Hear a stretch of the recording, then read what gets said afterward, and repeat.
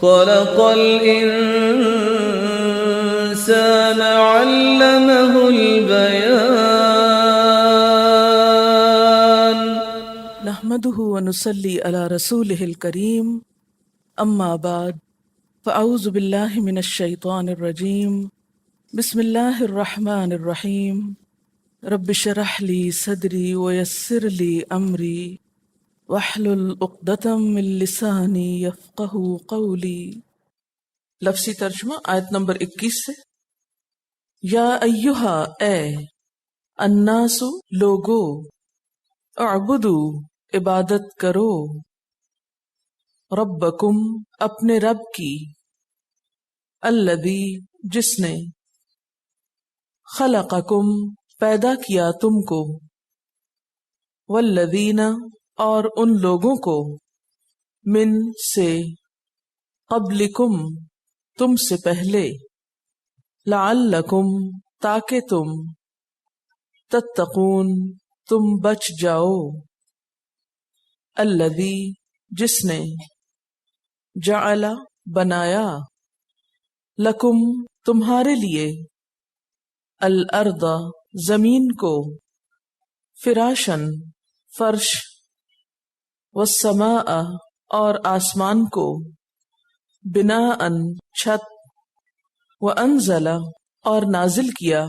اتارا، من السماء آسمان سے، ماءً پانی، فاخرج پھر نکالا، بہی ساتھ اس کے یعنی پانی کے، من الثمرات پھلوں میں سے، رزقاً رزق، لکم تمہارے لیے، فلا پس نہ، تجعلوا تم بناؤ، للہ اللہ کے لیے، اندادن شریک، وانتم اور تم، تعلمون تم جانتے ہو،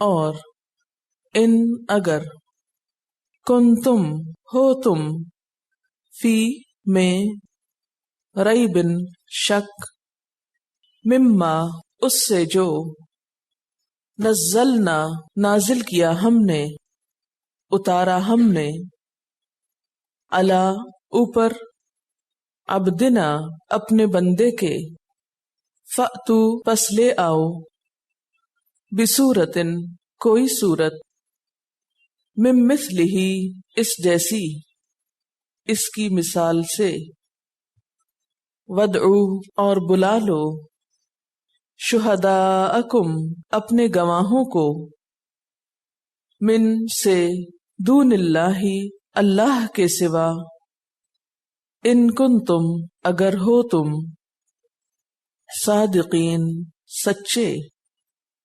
اب الفاظ کی وضاحت۔ یا جو ہے یہ حرف ہے، یا کہہ کے کیا کرتے ہیں؟ آواز دیتے ہیں۔ آواز کو عربی میں ندا کہتے ہیں، ندا۔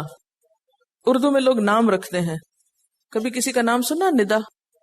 عام طور پہ ہم نام رکھ لیتے ہیں لیکن ہم کو مطلب نہیں آتا ہوتا، اس لیے کہ ہمیں مطلب سے غرض ہی نہیں، ہمیں تو صرف اس سے غرض سے کوئی چیز ساؤنڈ کیسے کرتی ہے، وہ ظاہر میں کیسے نظر آتی ہے، اس کے اندر کیا ہے اس سے کوئی فرق نہیں پڑتا، کیونکہ اندر کی کیفیات کی وجہ سے پھر متقی یا منافق پتہ چلنے لگتا ہے نا۔ نہ اپنے اندر کا جائزہ لیتے ہیں اور نہ ہی ضرورت محسوس کرتے ہیں، صرف ظاہریت پہ ساری توجہ ہے کہ ہم نظر کیسے آتے ہیں، ہمارا لباس کیسا ہے، ہمارے شکل کیسی ہے، ہمارے جوتے کیسے ہیں، ہمارا گھر کیسا ہے۔ ساری زندگی تو اسی چیز کی فکر کرتے ہوئے گزر گئی کہ نہیں؟ کبھی اندر جھانک کے یہ دیکھنے کی تو تکلیف گوارا نہیں کی کہ ہم کھڑے کہاں ہیں، ہمارے اندر متقین کی صفات ہیں یا منافقین کی، نہیں نا؟ تو قرآن پاک جو ہے یہ ظاہریت سے نکال کے انسان کو اندر کی طرف جھانکنے کو کہتا ہے۔ روح ہے نا، روح، اسپرٹ، روح تو نظر نہیں آتی، لیکن روح نہ ہو تو ہم کیا ہو؟ اگر روح نکال لی جائے تو باقی کیا رہ جائے؟ تو روح کتنی امپورٹنٹ چیز ہے، اس کے بغیر زندگی کا کانسیپٹ ہی نہیں۔ لیکن جو چیز زندگی کی بنیاد ہے اس سے تو ہم غافل ہیں، اس کو تو ہم بھولے ہوئے ہیں، اور صرف ظاہری جسم کی پوجا ہو رہی ہے۔ اسی طرح قرآن پاک کے ہم صرف ظاہری الفاظ پڑھ رہے ہوتے ہیں، ہے نا؟ اس کے اندر کیا کہا گیا اس کی فکر کبھی نہیں کی۔ اسی طرح اپنے جسم کی بھی ظاہری حالت یا دوسروں کی بھی ظاہری حالت دیکھتے ہیں اور اسی کی فکر کرتے ہیں. ماؤں کو کتنی فکر ہوتی ہے ہمارے بچوں کی صحت اچھی، اس کا رنگ پیلا ہو گیا، اس کا وزن کم ہو گیا، اس کا قد نہیں بڑھ رہا، اس کے بال ایسے ہو گئے. کتنی جان کھاتی ہیں مائیں اپنی ان ساری ظاہریت پہ. لیکن بچہ سچ بولتا ہے یا جھوٹ بولتا ہے، اس کے اندر کا حال کیا ہے اس کی کوئی فکر نہیں. تو ہماری زندگی اس وقت تک ادھوری ہے جب تک کہ ہم روح کو محسوس نہ کریں یا روح کی طرف توجہ نہ کریں اور صرف ظاہری چیزوں پر مر مٹیں. اچھا جی، تو یا ایہا، یا کیا ہے؟ حرف ہے، اور اس میں آواز دی جا رہی ہے. آواز کو ندا کہتے ہیں. تو یا ایہا، اے، یہ حرف ندا ہے. اچھا، یہ جو ایہا ہے نا، یہ یا ہی کو مزید مضبوط کرنے کے لیے آیا، اسی کی مزید تاکید کے لیے آیا. اگر یوں کہا جاتا یا الناس تو اس کلام میں کیا تھا؟ اتنا وزن نہیں تھا. لیکن جب یہ کہا گیا یا ایہا الناس تو ہل گئے نا سب، جھنجھوڑا گیا. تو ہاں حرف تنبیہ ہے یہاں. یا ایہا الناس، لوگو، اعبدو، عبادت کرو، عین بے دال، ربکم، اپنے رب کی، الذی خلقکم، جس نے پیدا کیا تم کو. خلقہ، پیدا کرنا، تخلیق کرنا. اردو میں بھی استعمال ہوتا ہے. خالق کا لفظ آپ نے عام طور پر سنا ہوگا. ایسی چیز بنانا جس کا مواد پہلے سے موجود ہو، کسی بھی چیز کو عدم سے وجود میں لانا. والذین، اور ان لوگوں کو، من، سے، قبلکم، قبل تمہارے، لعل، تاکہ، شاید کہ، کم، تم، تتقون، تم بچ جاؤ. تقوی کا لفظی معنی یہاں استعمال ہو رہا ہے، پرہیزگار کے معنوں میں نہیں بلکہ بچنے کے معنوں میں. الذی جعل، جس نے بنایا، لکم، تمہارے لیے، الارض، زمین کو. ارض و سما اردو میں استعمال ہوتا ہے. فراشن، فرش، فیرے، شین اس کا روٹ ہے. فرش کا لفظی معنی ہے بچھانا، ہموار کرنا. اپنے اصل معنی کے اعتبار سے کپڑا بچھانے کے لیے لفظ استعمال ہوتا ہے. جیسے چادر بچھاتے ہیں یا بستر بچھاتے ہیں، بچھونے کے معنوں میں استعمال ہوتا ہے. زمین کو اللہ تعالیٰ نے فراش کہا ہے یہاں، کہ تمہارے لیے بچھا دی گئی ہے.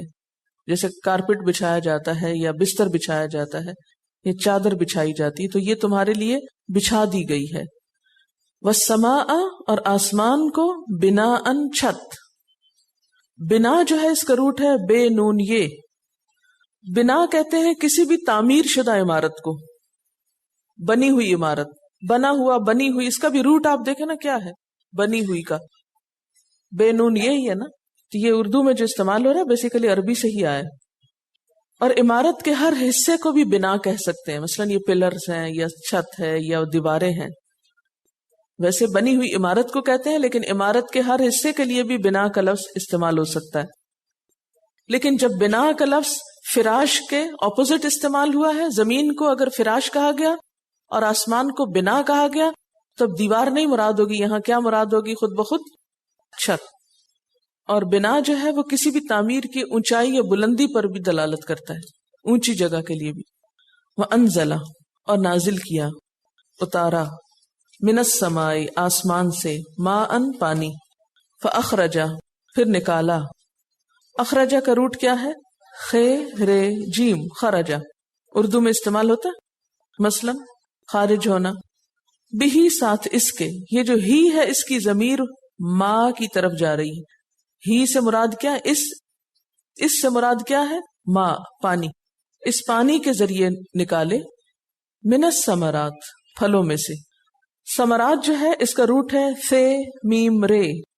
ثمر اردو میں استعمال ہوتا ہے نا، ثمر. درخت کے ان اجزاء کو کہتے ہیں جن کو کھایا جا سکے. پتے کھاتے ہیں آپ؟ کچھ درختوں کے پتے کھا لیتے ہیں کہ نہیں؟ کڑی پتا کبھی نہیں کھایا، پھینک دیتے ہیں، اصل میں کھاتے نہیں نا اس لیے. اور کیا کھاتے ہیں درخت کے؟ پان کے پتے بھی کھاتے ہیں، املی کے پتے کھاتے ہیں. تو کچھ درختوں کی جو چھال ہے یا کھال ہے یا جڑ ہے، تو ہر درخت کا حساب مختلف ہوتا ہے. تو درخت کا یا پودے کا وہ حصہ جو کھانے کے کام آئے اس کو ثمر بولتے ہیں. ٹھیک ہے، یعنی اس سے مراد صرف فروٹ نہیں ہے. جیسے ایپل کو نہیں صرف ثمر کہتے، اس کو فاکہہ کہتے ہیں. فروٹس کے لیے لفظ فاکہہ استعمال ہوتا ہے، لیکن ثمر کیا ہوتا ہے؟ کسی بھی درخت کے وہ حصے جو کھانے کے کام آئیں. مجازی طور پر نفع کے لیے بھی استعمال ہوتا ہے، لیکن بنیادی طور پر پودوں کے لیے استعمال ہوتا ہے. کہیں آپ اس سے معدنیات اور کوئی اور چیزیں زمین کی نہ سمجھ بیٹھیں. فَأَخْرَجَ بِهِ، پھر نکالے ساتھ اس کے یعنی پانی کے، من الثمرات، پھلوں میں سے، رزقاً، رزق یعنی نعمتیں، لکم تمہارے لیے. فلا پسنا، تجعلوا جعلہ کی طرح ہے، نہ تم بناؤ، للہ اللہ کے لیے، اندادن، ند کی جمع ہے. ند کس کو کہتے ہیں؟ برابر. بنیادی طور پر ندن کا معنی ہوتا ہے اونٹ کا بھاگ کر جدھر منہ آئے نکل جانا. وَأَنْتُمْ تَعْلَمُونَ، اور انتم، تم. یہ اب دیکھیں نا، انتم تم سے کتنا ملتا جلتا ہے، اس لیے ترجمہ یاد کرنے میں مشکل نہیں ہوگی. وَأَنْتُمْ تعلمون، تعلمون کا روٹ کیا ہے؟ عین لام میم. اس سے کیا بنتا ہے؟ علم بنتا ہے. اور ان، اگر، کن تم، ہو تم. کانا، کانو سے کن تم ہو گیا، پھر تم بھی آ گیا بیچ میں. فی ریب، شک میں، مما، اس میں سے جو، نزلنا، نازل کیا ہم نے، علی، اوپر، عبدنا، اپنے بندے کے. عبد، ایاک نعبد اور اعبدو، ان سب میں روٹ عین بے دالی ہے، عبد بندہ غلام. فأتو، پس لے آؤ، اس کا روٹ ہے حمزہ تا یا حمزہ تے یہ عطا یا اتی سے. فأتو بصورت، کوئی صورت کا لفظی معنی ہوتا ہے محدود قطع، محدود ٹکڑا، پیس نے جس کو بولتے ہیں آپ، لمیٹڈ پیس. اور قرآن پاک میں صورت کا مطلب کیا ہوتا ہے؟ ایک مکمل اور علیحدہ حصہ، یعنی قرآن پاک کا ایک پیس جو مکمل ہو. لیکن مکمل ہونے کی شرط کیا ہے؟ کہ وحی کے ذریعے اس کو الگ کیا گیا ہو. یعنی ہم اپنی مرضی سے چند آیتوں کو نکال کے یہ نہیں کہہ سکتے یہ صورت ہے، یہ وحی الہی کے ذریعے ہی ہو سکتا ہے. من مثلہ، اس کی مثال سے، اس جیسی. ودعو، اور بلاؤ، دعوت سے، دال عین واو، اس کا روٹ ہے دعوت، اردو میں استعمال ہوتا ہے. شہداءکم، شہید کی جمع ہے، شہداء اردو میں بھی استعمال ہوتا ہے. من دون اللہ، دون جو ہے یہ نیا لفظ ہے، علاوہ، سوائے، اللہ کے. ان کن تم، اگر ہو تم، صادقین، سچے. صادقین کس کی جمع ہے؟ صادق کی. صادق حضور صلی اللہ علیہ وسلم کے لیے آتے نا، صادق اور امین تھے. چلیے مختصر تفسیر. بسم اللہ الرحمن الرحیم. یا ایہا الناس، اے لوگو. کون لوگ؟ سب لوگ، دنیا میں کہیں بھی رہتے ہوں، کسی بھی رنگ سے، کسی بھی نسل سے، کوئی بھی زبان بولنے والے، کسی بھی عمر کے، کسی بھی علاقے کے. کیا کرو؟ اعبدو، عبادت کرو، بندگی کرو. کس کی؟ ربکم، اپنے رب کی. کون ہے وہ رب؟ الذی، وہ رب، وہ ذات، جس نے خلقکم، پیدا کیا تم کو. اور کس کو؟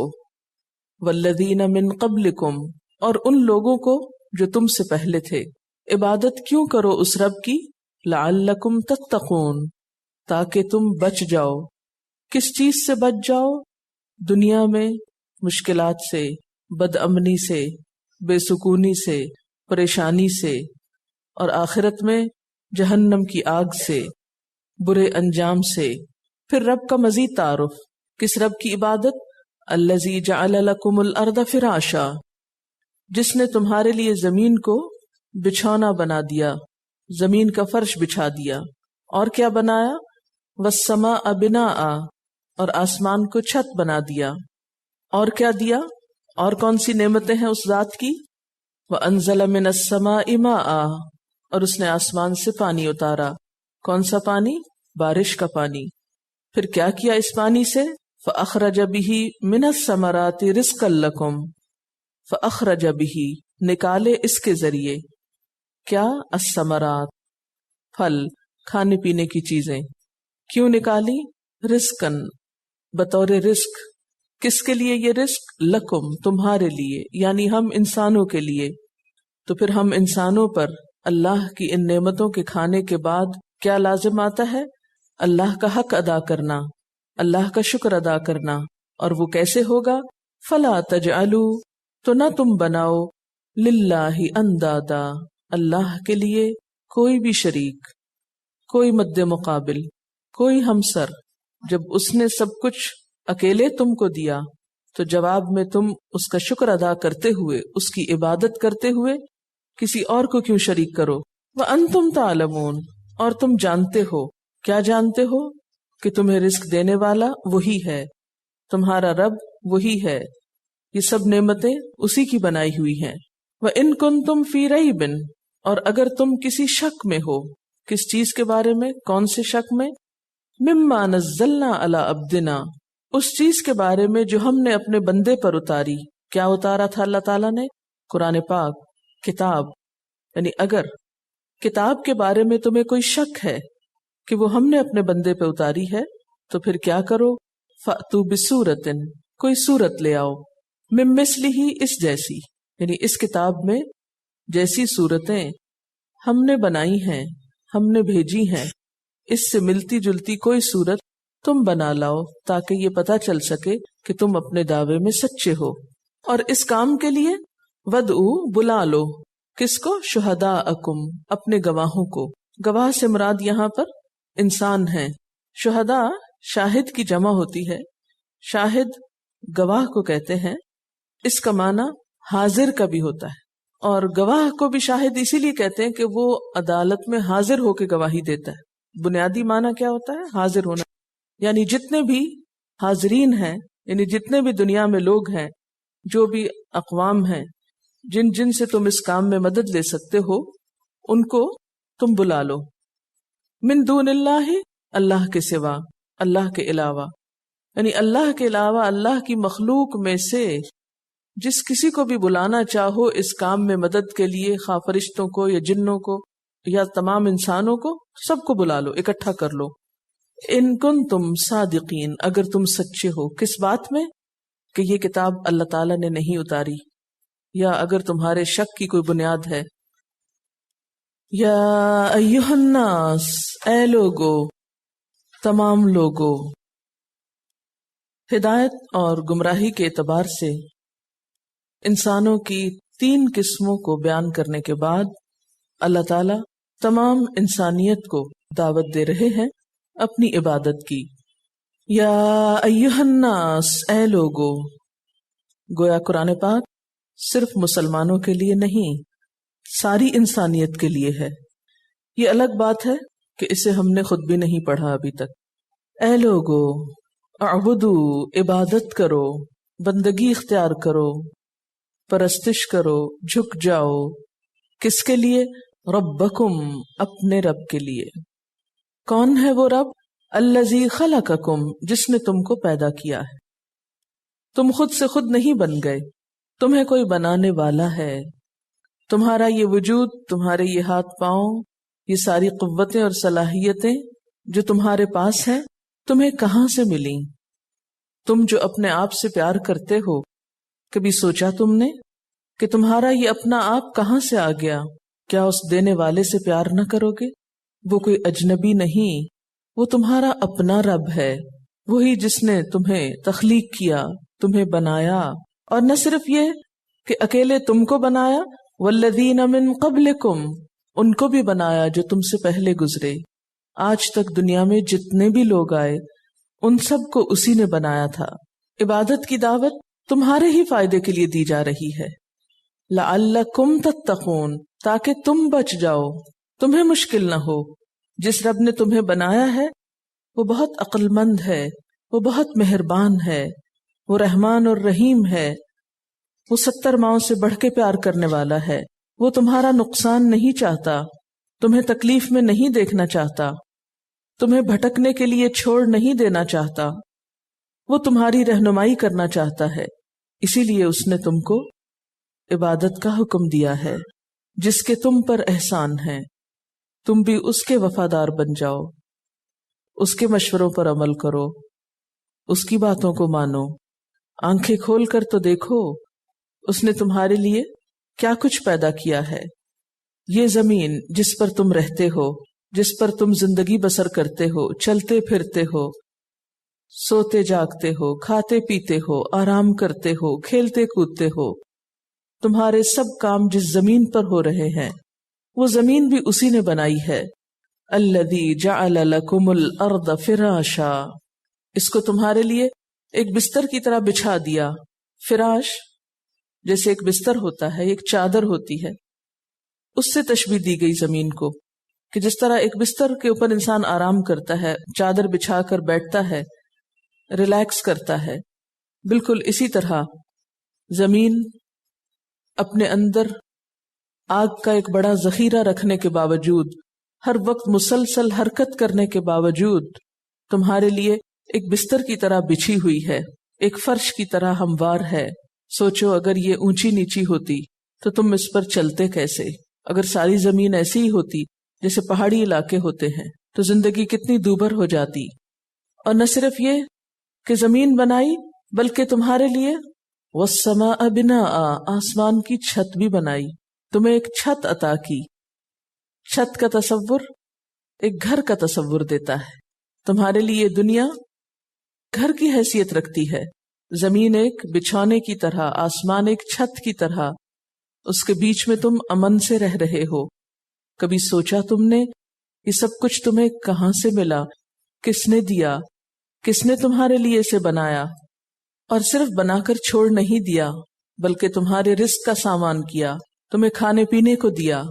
مثلاً اگر کسی شخص کے پاس گھر تو ہو لیکن کھانے کی چیز نہ ہو تو زندگی نہیں گزرتی.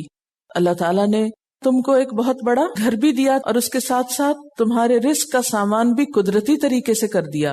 اس کے لیے سب سے پہلے پانی کا ذکر، کیونکہ پانی سے ہی زندگی وجود میں آتی ہے. وَأَنزَلَ مِنَ السَّمَاءِ مَاءً، اس نے آسمان سے پانی اتارا بارش کی شکل میں، جس سے نہ صرف یہ کہ تمہاری زمین کو فائدہ پہنچتا ہے بلکہ تمہاری فضا بھی دھل جاتی ہے. پھر اس پانی کے ذریعے کیا کیا؟ فَأَخْرَجَ بِهِ، اس کے ذریعے نکالے، مِنَ الثَّمَرَاتِ، پھلوں میں سے. اور جیسا کہ آپ جانتے ہیں کہ ثمر صرف فروٹس کے لیے نہیں بلکہ پودے کا وہ حصہ مراد ہوتا ہے جو کھانے کے کام آتا ہے. اس میں تمام چیزیں آ جاتی ہیں جو انسان کی زمینی خوراک ہیں. اور آپ کو معلوم ہے کہ زمین پر کتنی قسم کے پودے ہیں؟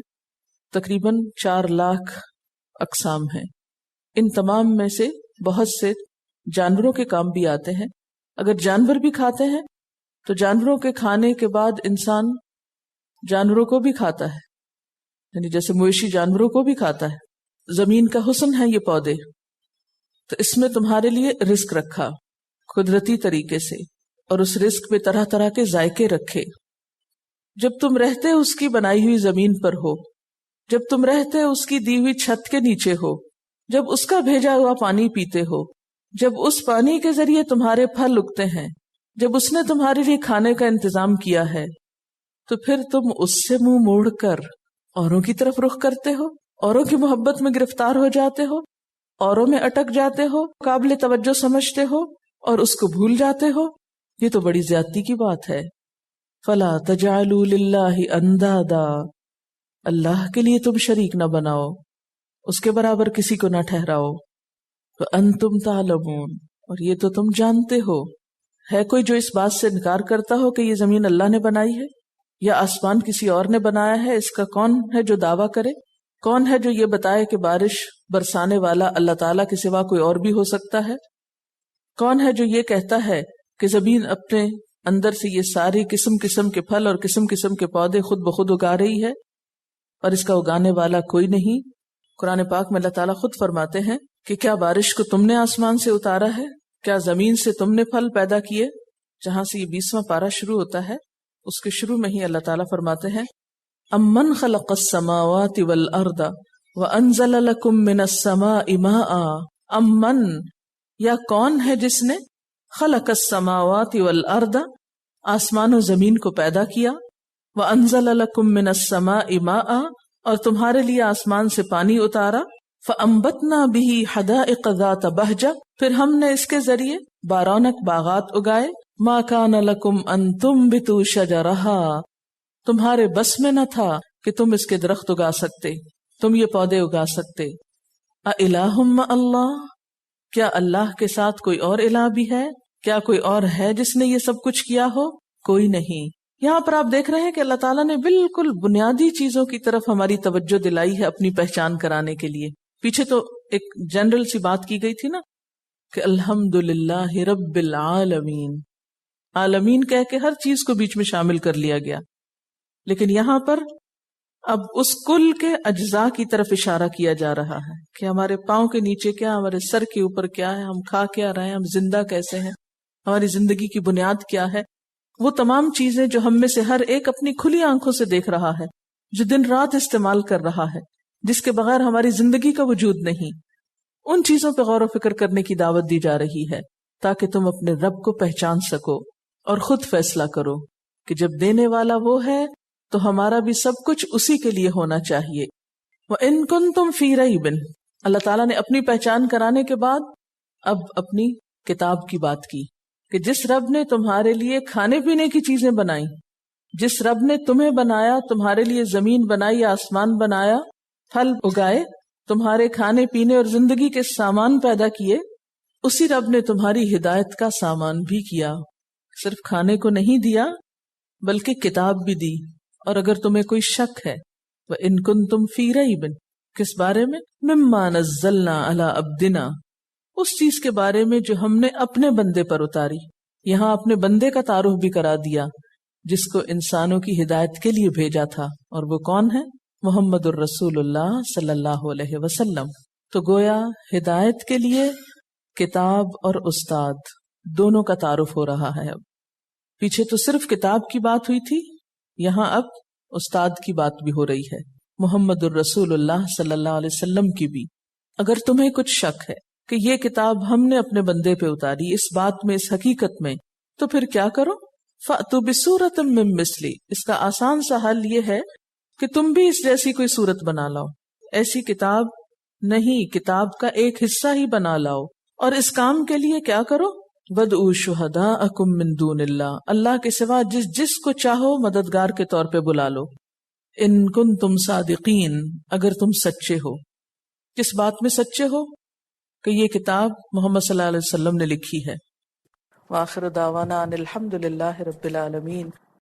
سبحانک اللہم وبحمدک، اشہد ان لا الہ الا انت، استغفرک واتوب الیک۔ والسلام علیکم ورحمۃ اللہ وبرکاتہ۔